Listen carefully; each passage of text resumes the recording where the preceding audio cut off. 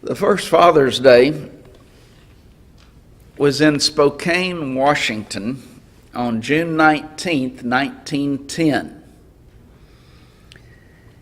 It was not until 1924, though, that President Calvin Coolidge proclaimed the third Sunday in June as the day that we're going to give honor to fathers.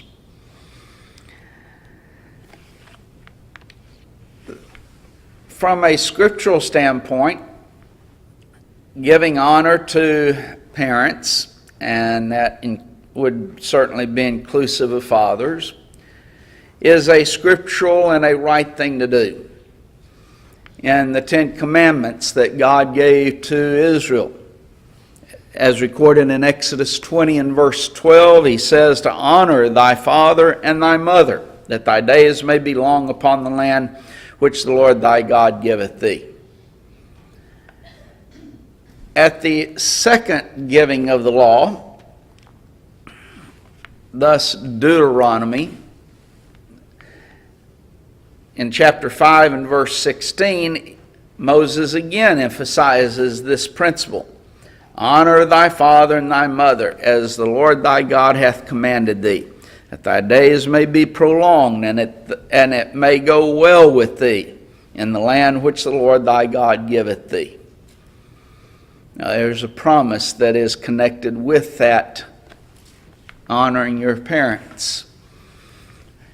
And so as Paul reflects back to this, no doubt, would write in Ephesians 6 and verse 2, honor thy father and thy mother, which is the first commandment with promise. And so there is a promise that is attached to that, honoring your father and your mother. When the Pharisees, by their tradition, set aside this command, God or Christ condemned them. Matthew the 13th chapter. When they have challenged Jesus about his apostles transgressing the tradition of the elders, he turned it around on them and asked them, why do you transgress the commandments of God by your tradition? For God commanded, saying, honor thy father and thy mother, and he that curseth father and mother, let him die the death. But ye say, whosoever shall say to his father and his mother, it is a gift by whatsoever thou mightest be profited by me, and honor not his father or his mother, he shall be free. Thus ye have made the commandment of God of none effect by your tradition. Ye hypocrites, well did Isaiah prophesy of you, saying, this people draweth nigh unto me with their mouth, and honoreth me with their lips, but their heart is far from me. And thus there is a specific condemnation, because these Pharisees set aside that command of God to honor thy father and thy mother. And they were not doing so. And so he says, while you claim with your lips to honor me and to draw near to me, in reality you're not. Your heart's far from me. Your worship, and we see in the next verse, verse 9, is vain. It's worthless. Earlier, he has said that they are transgressing the commandments of God. And so it's a serious thing to fail to do that which God says. And that would include honoring our parents. In this day, since this is set aside since 1924 to honor fathers, I want us to just look at fathers for a little while this morning. And when we look at fathers within the home, the father is, of course, to be the head of the home. He has that first by right of creation. When God created this world, created everything, and then finally, as the crowning point of that creation, He created Adam. And in that creation of Adam, He then realized that it's not good for Adam to be alone, and so He made for Adam a helpmeet. But by right of creation, in the order of that creation, the man has, or the husband has, that right of authority as being the head of the home. In 1 Corinthians 11th chapter, Paul calls upon this in verse 2 when he says, "But I would have you know that the head of every man is Christ, and the head of the woman is the man, and the head of Christ is God." And so he sets an order of authority. You have God, you have Christ, you have man, and then you have woman. By the way, we'll add here, that's not an order of inferiority in which Christ is inferior to God, or where the woman is inferior to man. It's not a matter of inferiority, it is a matter of authority. And thus, or as it's used here, headship. Paul calls upon this same principle in 1 Timothy, the 2nd chapter, when he says that the woman is to learn in silence, not to exercise authority over the man. And he gives a reason, one of those reasons, verse 13, "For Adam was first formed, then Eve." And so he goes back to creation, eternal principle here, that here Adam was first formed, then Eve, and because of that, the woman is not to exercise authority over the man, but to learn in silence. Thus, by right of creation, God has set forth an order of headship, of authority, in which the man has authority over the woman. And within the home, the husband has authority over the wife. But there's also, by right of the fact that the woman was deceived and not the man. In Genesis, the 3rd chapter, well, when God placed Adam and Eve in that garden, He told them they could eat of all of the trees and all of the things of the garden, except that tree that was in the midst of the garden, which was the tree of the knowledge of good and evil. And He told them, "The day that ye eat thereof, ye shall surely die." Satan comes along and tempts Eve in the first 6 verses of chapter 3. And so, as a result of that temptation, there's Eve partaking of that tree that God said don't eat of. Verse 6, "The woman saw that the tree was good for food, that it was pleasant to the eyes, and a tree that was desired to make one wise. She took of the fruit thereof, and it did eat, and gave also unto her husband with her, and he did eat." The woman was deceived, the man was not. Apparently he entered into that with his eyes wide open, we might say. But the woman was deceived about it.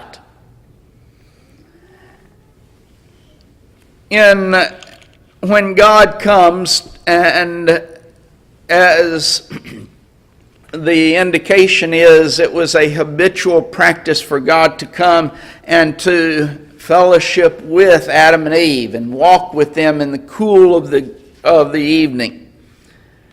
And they've hid themselves from God because of their sin. And so God begins cursing first Satan.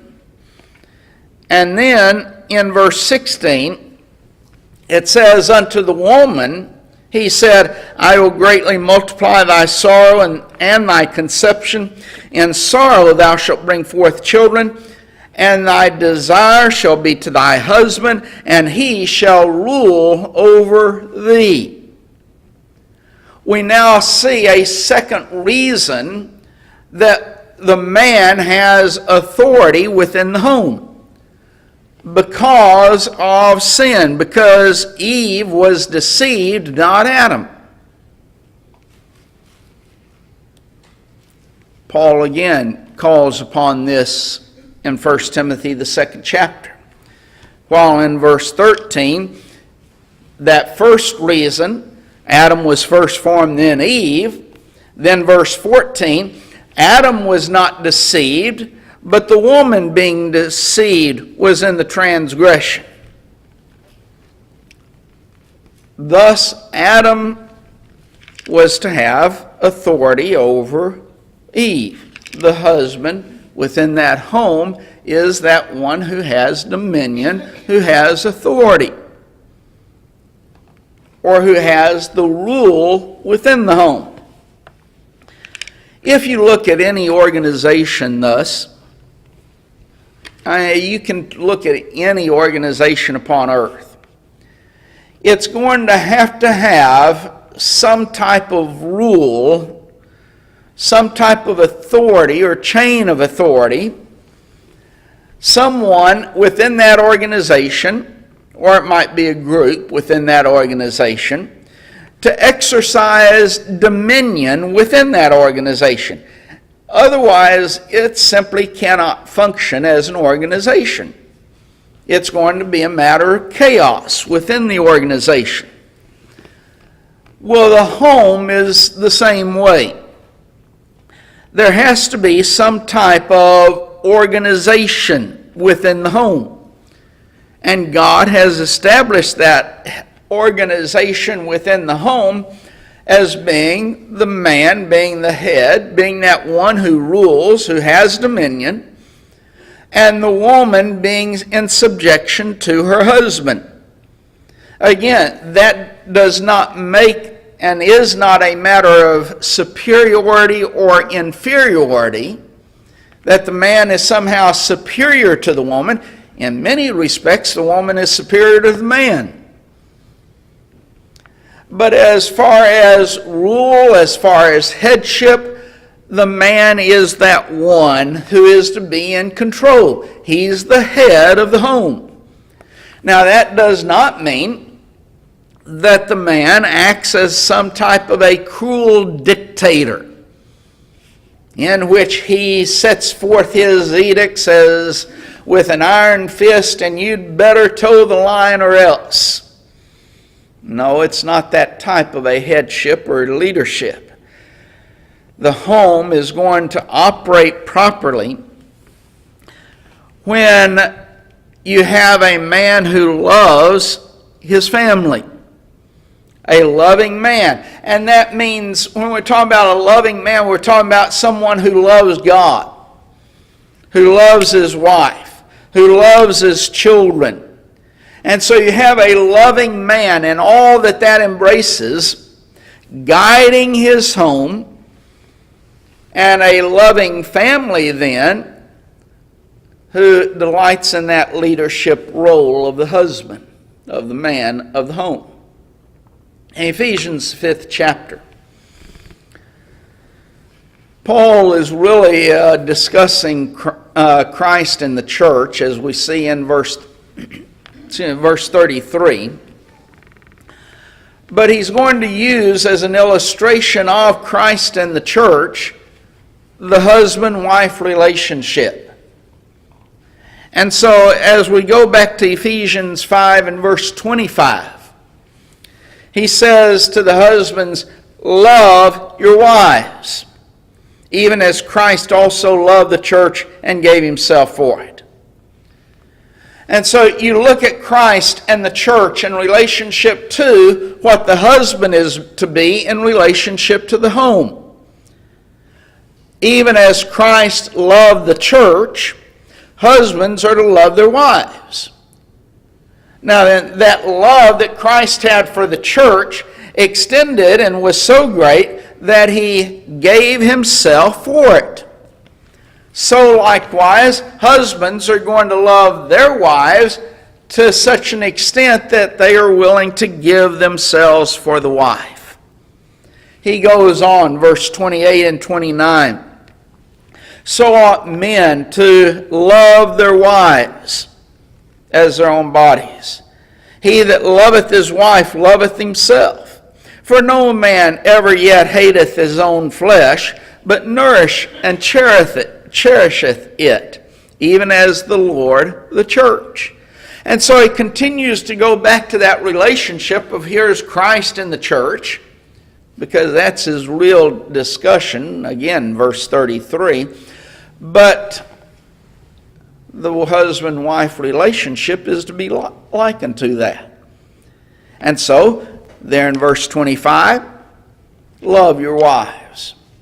Verse 28, love your wives, even as your own body. And as you would not hate your own flesh, but instead you're going to nourish and cherish the flesh, so you do the same in relationship to your wife. You love the wife, you nourish and cherish the wife, even as he says, the Lord, the church. There's that loving, caring relationship of a husband ruling the home, yes, but doing so out of love and care and concern, nourishing, cherishing the wife and the home, even as he would his own body. In Genesis, the 18th chapter, that one who is referred to as the father of the faithful, Abraham, is commended by God in chapter 18 and verse 19 of Genesis, when he says, "For I know him, that he will command his children and his household after him, and they shall keep the way of the Lord to do justice and judgment, that the Lord may bring upon Abraham that which he has spoken of him." Here's Abraham, his children, his whole household, which embraced more than just his children and his wife. It embraced other individuals. And he says, Abraham is one who is going to command his children and his household. He's going to make sure in leading them that they're going to do justice and judgment, that they're going to keep the Lord's way. He's going to be leading them in that which is right and good and holy. But he's going to command them in that as he leads them. There's the leading, but there's also that commanding his children and his household, that they're going to keep the way of the Lord. That's that loving type of relationship that Paul expresses there in Ephesians 5th chapter. A man who loves, who cherishes, who nourishes his family. Abraham is a beautiful example of that. And yes, because of his faith and his actions within that faith, or in his obedient faith, he's referred to as the father of the faithful. Should we not use him as an example of faithfulness in relationship to the family?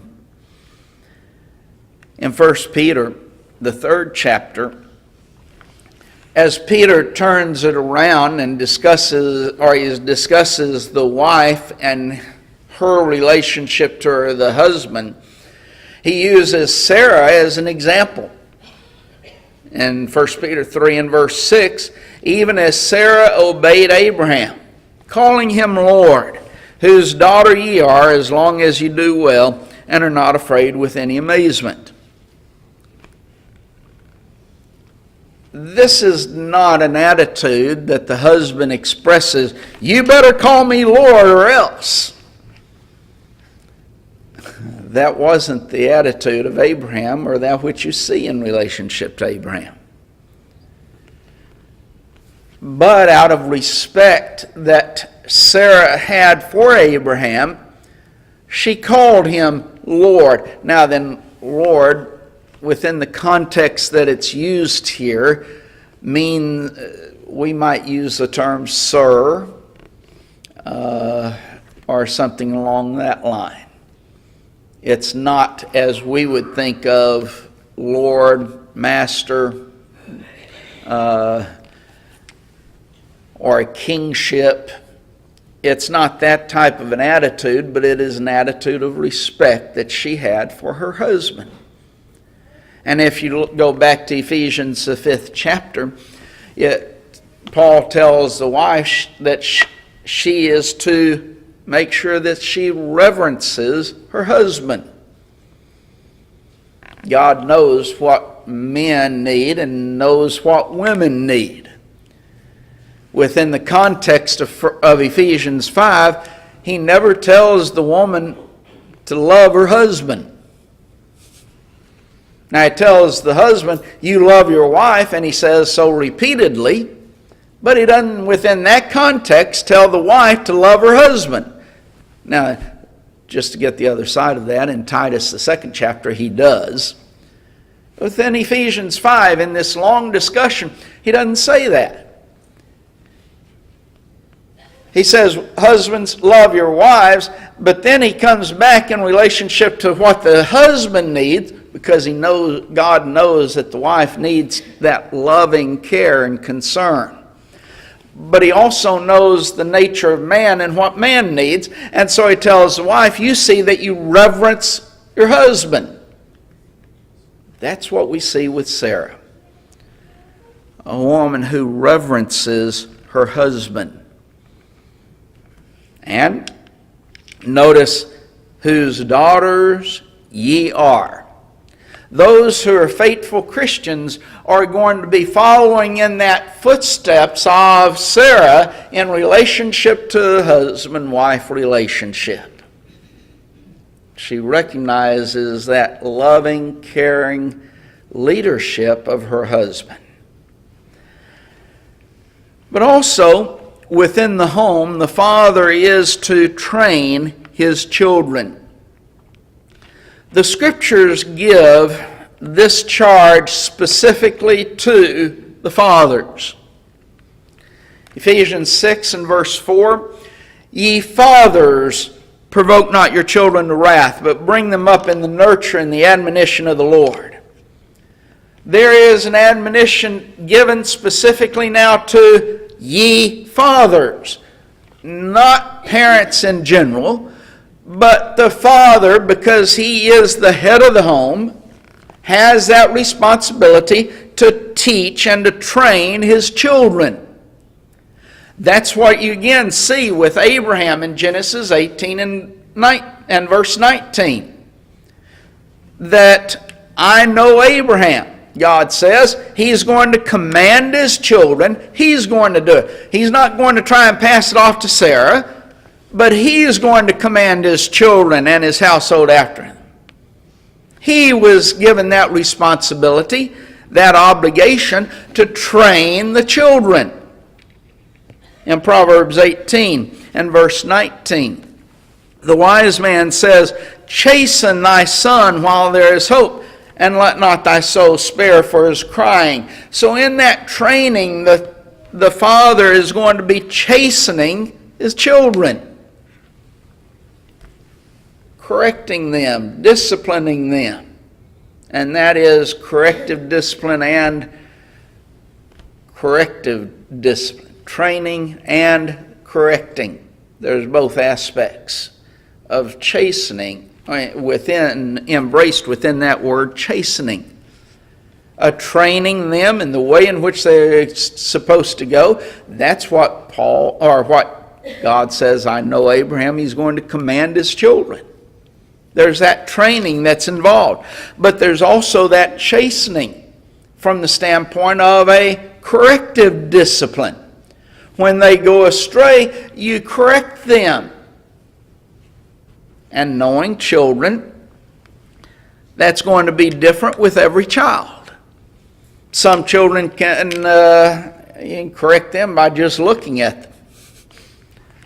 Others, you look at them and that doesn't mean a thing to them. And you can threaten them and it's not going to mean anything to them. You take a rod of reproof and correct them. Why? Because children are different. They have different personalities. And a father within the home has to recognize that, and he has to teach them, but then correct them in the necessary ways. In Proverbs 22 and verse 6, it says to train up a child in the way he should go, and when he is old, he will not depart from it. There's that need to train the child. Far too often, we try and pass that responsibility off, though. But we do not find God charging the mothers expressly as he does the fathers in this area. You can read through the scripture, and it simply is not there. There's not that charge to mothers, you train a child in the way that they should go. It's given to the fathers, not the mothers. Now then, we will add that certainly the mothers have a major influence in their children's raising. There's no doubt about that. You see this in 2 Timothy 1. And specifically verse 5, as Paul is talking about Timothy and his faith, he says, I call to remembrance the unfeigned faith which is in thee, which dwelt first in thy grandmother Lois and in thy mother Eunice. And I am persuaded in thee also. Now why did Timothy have that faith? Because of his faithful mother and grandmother. And because of their influence within his life, he had faith. And thus, there's no doubt that the mother plays a major role in the influence of the children. But while she plays that major influence within the children's raising, yet the responsibility still resides with the father. Fathers, provoke not your children to wrath, but bring them up in the nurture and admonition of the Lord. Not mothers. And yet, far too often, we see man passing off that responsibility to someone else. And specifically to the wife. We have a problem within our society today of, it's given the term, the absent father. And you have these men going around fathering children all over the place, and yet they leave the home and you have the mother who has to raise them. That's wrong. It leads to the destruction of the home, which leads to the destruction of our society and our country. And that's what you're seeing within our society taking place today. These children now, having been fathered by someone and he's gone, he's no longer in the picture, and the mother having to try and take care of the family, go out and work and not have any influence on her children now. Thus the children just run wild in the streets. And they then start associating with gangs. Why? Because they're striving for attention so many times. And the attention that they receive from the gang is going to be such that it's going to negatively influence their wife, but it's because they're not getting the influence at home that they need. And that's because the father has departed the scene. He has tried to slough off his responsibility that God gave him in the raising of those children to someone else. And generally it's to the wife. But God still requires the father to take that role. The father is the one given that responsibility and that obligation. And no one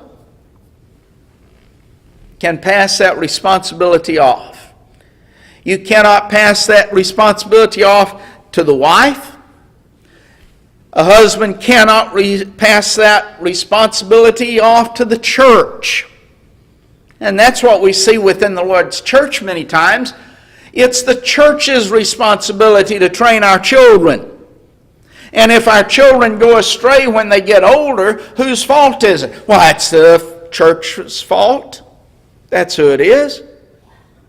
No, it's not.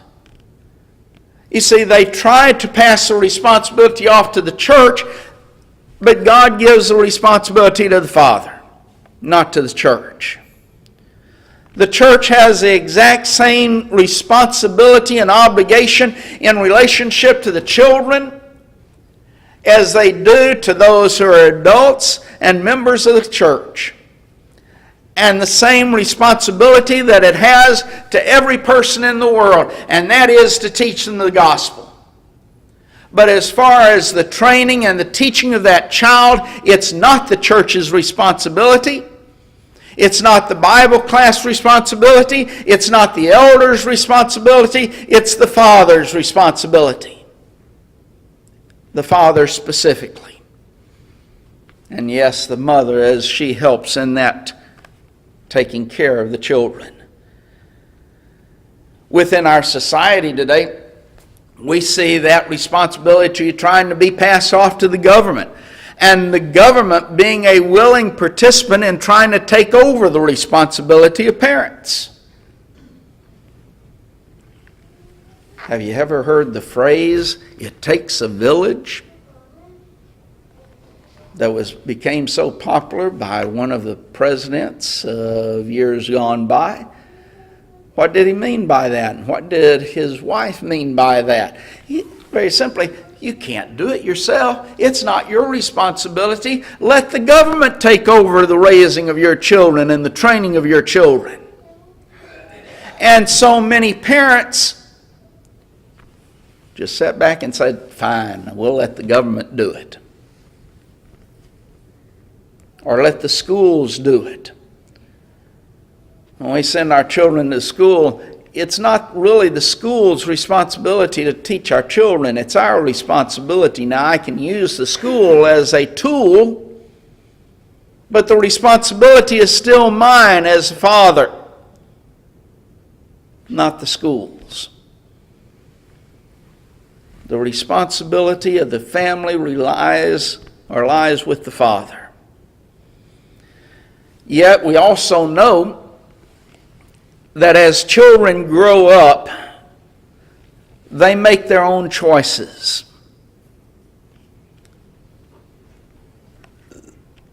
We cannot make choices for them. And thus, as they make those choices, many times they will make the wrong choice. And they are responsible for those choices. I can't, within my life, look back and say, my father is responsible for the sin that I committed here. No, it's the choice that I made. I'm responsible for those choices. My father had the responsibility and the obligation to teach and to train me, but he is not responsible for the choices that I make. And that's what Ezekiel, the 18th chapter, teaches us. And specifically verse 4 and verse 18, or verse 20, that the son shall not bear the iniquity of the father, neither shall the father bear the iniquity of the son. The soul that sinneth, it shall die. And so, yes, while a father might teach and train his child in the way in which he should go, teach and train that child in the way of righteousness, the child might make the decisions within his life that he doesn't follow that way. I think a great illustration of that teaches us that lesson, even though sometimes it's hard for us to accept, on a personal level, do we blame God because the children of Israel, the children of God, went astray? They went after other gods. They committed whoredoms in the land, as Hosea accused them of doing. Was it God's fault that the children of Israel went astray? Well, no one would blame God in that situation. And yet we turn around many times, and within the home, we say, well, it's the father's fault or it's the parent's fault that the child went astray. No, not necessarily. Now, the parent might be responsible and might be blamed for lack of teaching and training within the home, but the child is still responsible for their own choices. The greatest way to train a child, though, is to be the proper example to them. You know, you cannot tell a child, don't smoke when you got a cigarette hanging out your mouth. You can't tell them, don't drink as you're pouring your wine into your glass. Don't take drugs as you pop a bunch of pills in your mouth. Consistency within the home and within the life of a father goes a long way in teaching the child. I think it's important for you to go to worship services, but I'm going to stay at home because this is the only day that I have to rest and I want to enjoy my day off. Or I want to go out on the lake fishing, or I want to go to the golf course and play golf, a round of golf. And so y'all need to go to worship, yes, but I'm going to stay at home. Or I'm going to go out working so that I can get a little bit more money for us. But it's important for you to go to worship services. No, you've taught them a lesson that it's not important by the life that you live. To train your children, you have to go before them, leading them, not just telling them. Be that proper example to a family of what a Christian is to be in every aspect of your life. That's the greatest way to train a child, because a child will immediately see the inconsistencies of our life and certainly point to those inconsistencies. The way for children to honor their parents, whether it be father or mother, is to obey them. Again, Solomon would write in Proverbs 23 and verse 22, "Hearken unto thy father that begat thee, and despise not thy mother when she is old." The idea of hearken there isn't just hear their words, but upon hearing their words, do them. Listen to them and act upon it. And thus Paul would say, Ephesians 6:1, "Children, obey your parents in the Lord, for this is right." Or to the Colossians, he would write in chapter 3 and verse 20, "Children, obey your parents in all things, for this is well-pleasing unto the Lord." That's what God expects. Children to obey their parents. That's one of the ways in which you honor your parents. We honor God when we obey Him, though. Out of respect and reverence for who He is, we come to be obedient to His will. In becoming a Christian, to obey that gospel of Jesus Christ, and then to live in faithfulness to Him. So if this morning you have not lived the type of life that God wants you to live, we would encourage you to obey the gospel of Jesus Christ, or to come back to faithfulness to Him if you are a Christian who has gone astray within your life.